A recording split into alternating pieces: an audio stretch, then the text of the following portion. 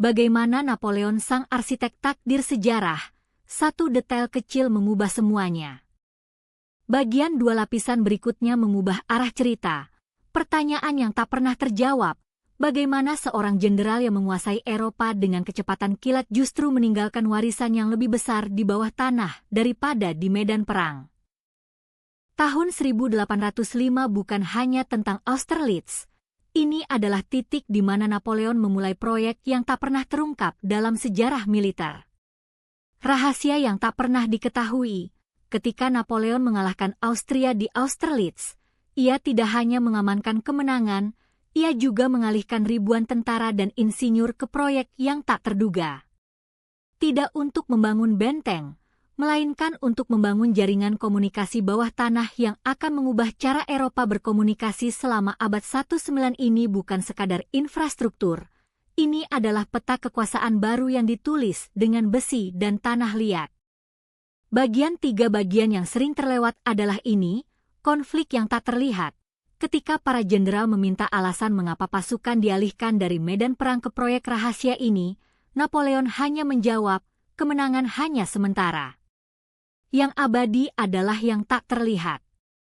Namun, di balik keputusan itu, ada perang gelap antara bangsawan yang takut kehilangan pengaruh dan Napoleon yang ingin mengontrol alur informasi Eropa. Pertarungan ini tidak terjadi di lapangan, melainkan di meja mesa rahasia di Paris dan Saint Petersburg. Bagian 4 dari sudut lain, masalahnya terlihat berbeda, batas-batas yang tak terlihat. Proyek ini tidak hanya membangun jalur kereta api bawah tanah, ia juga merekonstruksi batas-batas Eropa. Napoleon memaksa negara-negara kecil untuk bergabung dalam sistem logistik baru, menciptakan wilayah-wilayah yang tak lagi terikat oleh perjanjian lama. Ini adalah awal dari konsep negara bangsa, tetapi dengan nama lain, kekaisaran logistik. Tanpa disadari, ia sedang menghancurkan sistem feodal dengan alat yang tak terduga, kereta api. Bagian 5 konsekuensinya mulai terasa ketika detail ini muncul, revolusi yang tak terduga. Ketika rakyat mulai merasakan dampak dari perubahan ini, jalur kereta api yang menghubungkan kota-kota yang sebelumnya terisolasi, informasi yang beredar lebih cepat, mereka mulai bertanya, siapa yang mengontrol semua ini? Jawabannya tak pernah jelas.